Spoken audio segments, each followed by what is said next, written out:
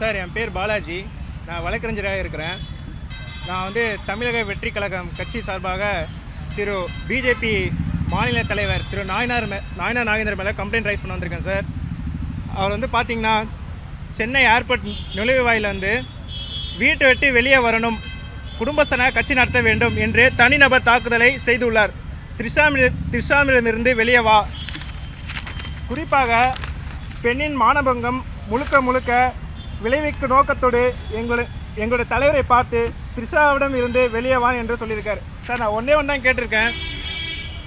எங்கள் தளபதி எப்போவுமே வந்து பார்த்திங்கன்னா சேலத்தில் மாநாடு நடத்தியிருக்காரு, பல நிகழ்ச்சியெலாம் கலந்துருக்காரு. ஏன் நாயனார் நாகேந்திரன் தெரியவர் இல்லையா?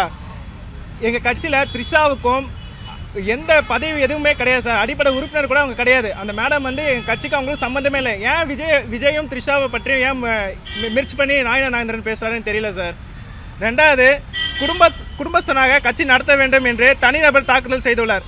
சார் ஒவ்வொரு மீட்டிங்லையும் பார்த்தீங்கன்னா எங்கள் விஜயோட தாயாரும் அப்பாவும் எல்லாரும் வந்து அவங்க பிளஸ்லாம் பண்ணிட்டு தான் சார் இருக்காரு. விஜய் வந்து குடும்பஸ்தனாக தான் சார் இருந்துகிட்டு இருக்காரு. ஏன் இந்த தனிநபர் தாக்குதல் பண்ணுறான்னு தெரியல சார், தெரியவில்லை.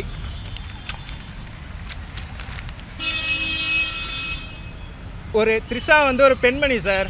இந்த மாதிரி அவரோட இமேஜை டோட்டலாக டேமேஜ் பண்ணிட்டு ஒரு பெண் இனத்தையே வந்து கொச்சையாக பேசிகிட்டு இருக்கார் சார். இதனால் திரு நாயனார் நாகேந்திரன் மேலே வந்து வழக்கு பதிவு செய்து எஃப்ஐஆர் போட மாதிரி கேட்டுக்கொள்கிறேன் சார். இன்னொரு விஷயம் பார்த்தீங்கன்னா, இதே மாதிரி திரு சாட்டை துரைமுருகன் சார், நீங்களாம் வந்து நல்ல ஒரு ப்ரெஸ் ரிப்போர்ட்டர் சார். நீங்களாம் வந்து பார்த்தீங்கன்னா ஒரு கம்ப்ளைண்ட் கொடுத்தாங்களோ ஒரு அக்னாலஜ்மெண்ட் இருக்கா செக் பண்ணி பேசுகிறீங்க.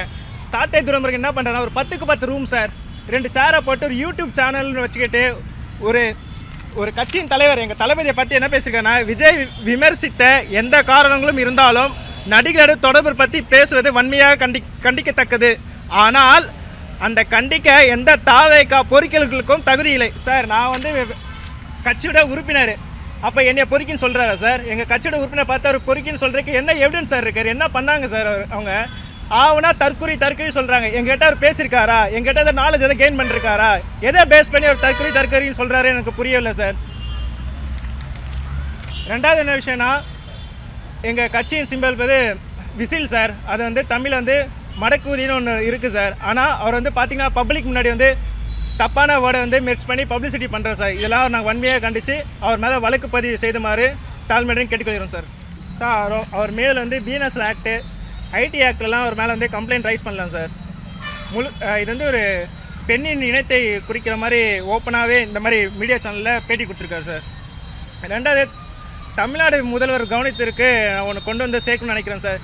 குறிப்பாக இந்த சாட்டை துரைமுருகன், நாயனார் நாகேந்திரன், திரு சிவாஜி கிருஷ்ணமூர்த்தி இவர்களாம் வந்து ஒரு பப்ளிக் முன்னாடி வந்து ஒரு பேட் இமேஜை க்ரியேட் பண்ணி ஒரு வன்முறை தூண்டுற மாதிரி ஒரு க்ரியேட் பண்ணிகிட்டு இருக்காங்க சார். இதெல்லாம் ஒரு மாண்புமிகு தமிழக முதல்வர் வந்து கன்சிடர் பண்ணி அவங்க மேலெல்லாம் உடனடியாக ஆக்ஷன் எடுக்க வேண்டும் கேட்டுக்கொள்கிறேன் சார். ஆமாம் சார், கொடுத்தேன் சார். சார் அது வந்து ஃபஸ்ட்டு ஸ்டேஷனுக்கு ஃபார்வர்ட் ஆயிடுச்சு சார். ஸ்டேஷன்லேருந்து எந்த கால்ஸ் எதுவுமே எனக்கு வரல சார். அதனால் வந்து நான் ப்ரைவேட் கம்ப்ளைண்ட் மேஜிஸ்ட்ரேட் கிட்ட ஃபைல் பண்ண போகிறேன் சார் கம்மிங் வெள்ளிக்கிழமை. ஏசி கிட்டையும் கொடுத்துட்டேன், ஏசி ரெஸ்பான்ஸ் பண்ணல. ஸ்டேஷன்லேருந்து எனக்கு கால் எதுவும் வரல. ஸோ இதை பற்றி நான் வர வெள்ளிக்கிழமை பூந்தமல்லி மேஜிஸ்ட்ரேட் ஜெயமோனில் கம்ப்ளைண்ட் ரைஸ் பண்ணுறேன் சார். ப்ரைவேட் கம்ப்ளைண்ட் ஃபைல் பண்ணுறேன் சிவாஜி கிருஷ்ணமூர்த்தி மேலே. ஆக்ஷன் எதுவுமே எடுக்கல சார். இதுவும் கொடுத்துருக்காங்க,